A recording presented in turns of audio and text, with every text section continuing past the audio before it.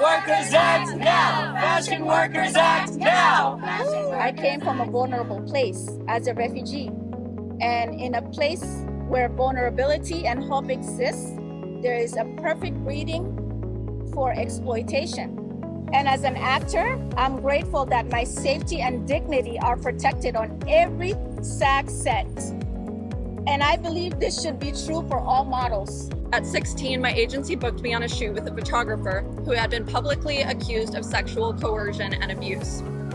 I was told, "You'll probably be fine." That same year, my agent offered me some advice on how the top girls in modeling made this extreme starvation more tolerable, less painful.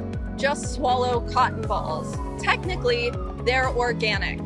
Hidden behind a veil of glamour and prestige, the fashion industry infamously lacks basic worker protections. Like all workers, models and content creators deserve protections that will allow them to sustain healthy lives and successful careers. With no union or protections, if I have issues on set dealing with anything from discrimination or pay unfairness, I'm not always comfortable voicing my concerns for the fear of retaliation or even being blacklisted. Brands are already using AI to cut costs in campaigns instead of rehiring human models. So for example, if I'm a brand, I may pay you for one day's work to use your image forever. 6% of New York City employees are in the fashion industry. The fashion industry lacks basic transparency.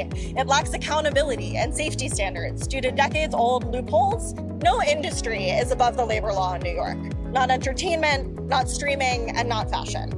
For any lawmakers in the Assembly who support the bravery of writers and actors during their strikes, now is the time to stand with us for the Fashion Workers Act.